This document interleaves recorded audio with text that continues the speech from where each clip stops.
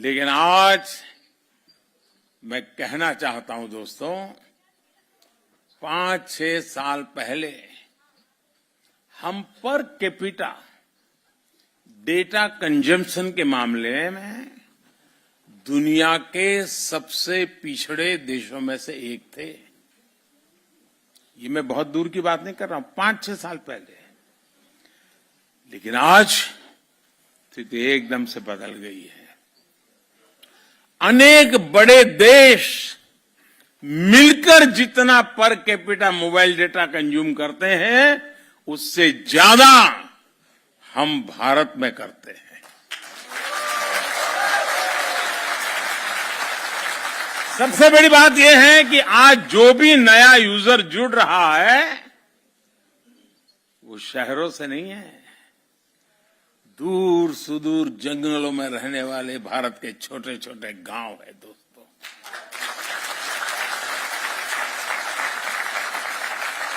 इसने भारत के गांव और गरीब को तो एम्पावर किया ही है, बहुत बड़े डिजिटल मार्केट का गेट खोल दिया है।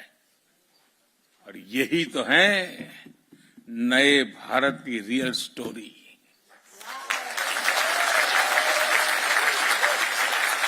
देश का मिजाज कैसे बदलता है, इसका एक और उदाहरण मैं आपको बताना चाहूंगा।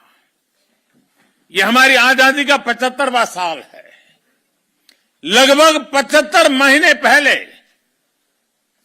75 मंथ्स पहले की बात मैं कर रहा हूं, हमने स्टार्टअप इंडिया कार्यक्रम शुरू किया था। तब स्टार्टअप इकोसिस्टम के रूप में दुनिया में भारत की कोई गिनती ही नहीं थी, नाम कहीं उल्लेख ही नहीं होता था। आज हम यूनिकॉर्न्स के मामले में दुनिया में नंबर 3 पर खड़े हैं।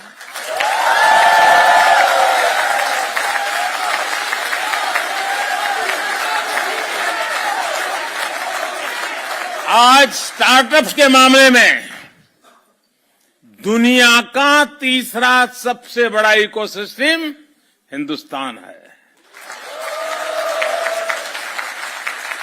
2 साल पहले जब दुनिया कोविड से जूझ रही थी,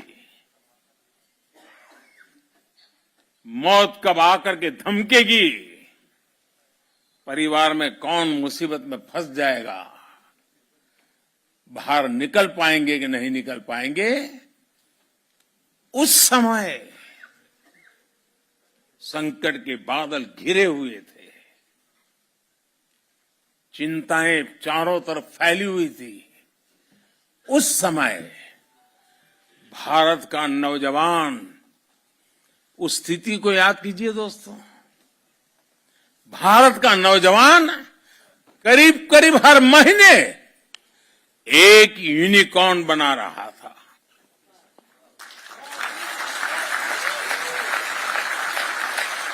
दो 2021 में तो ये स्पीड और बढ़ गई और 8-10 दिन में ही वो यूनिकॉर्न बनाने लग गया।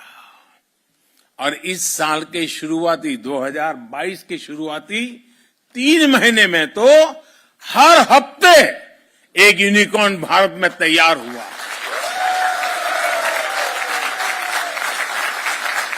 साथियों, भारत की ताकत, और ये बात दुनिया भी धीरे धीरे समझने लगी है। भारत की ताकत जब बढ़ती है तो साथियों, मेरे शब्दों में विश्वास करिए, दुनिया की ताकत भी बढ़ती है।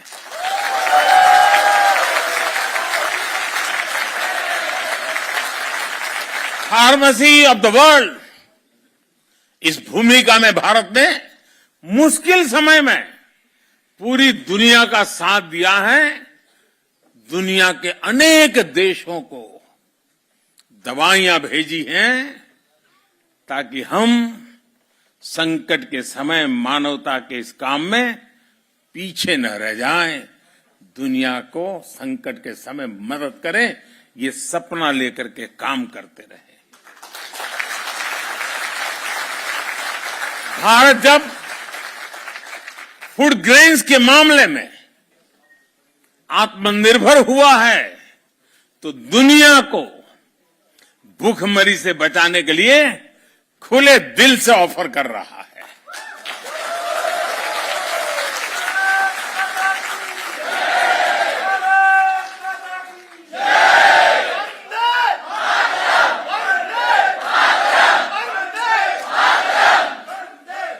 आईटी के मामले में भारत की ताकत बढ़ी तो इस सदी के बड़े संकटों के दौरान भारत ने दुनिया की मदद की।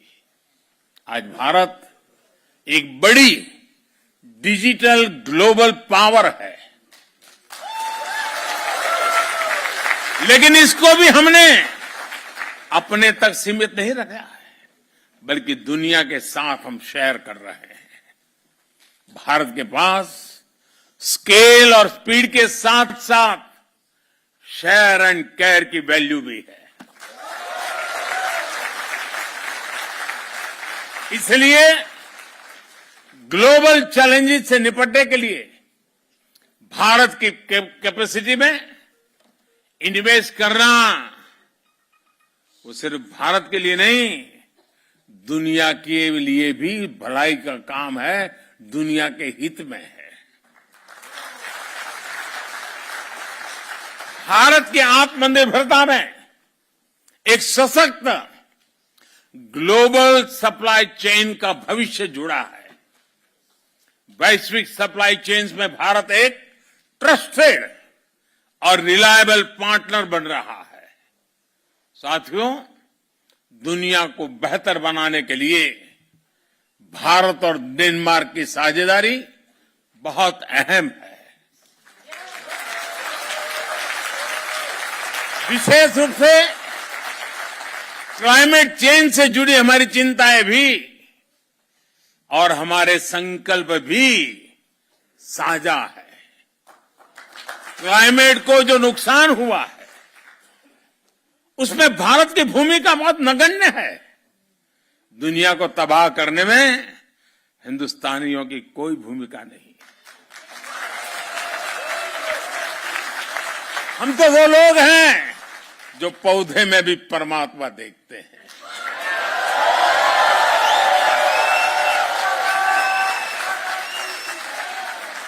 हम वो लोग हैं जो नदी को मां मानते हैं।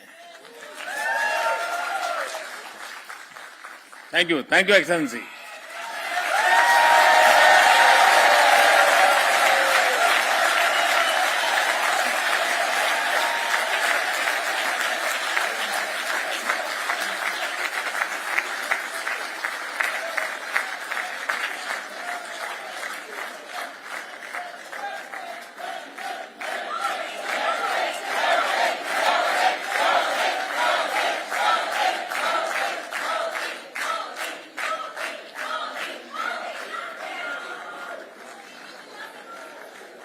इतने व्यस्त समय में भी प्रधानमंत्री जी का यहाँ आकर के बैठना, हम सबसे बात करना, ये आप लोगों के प्रति उनका कितना प्यार है उसका ये उदाहरण है।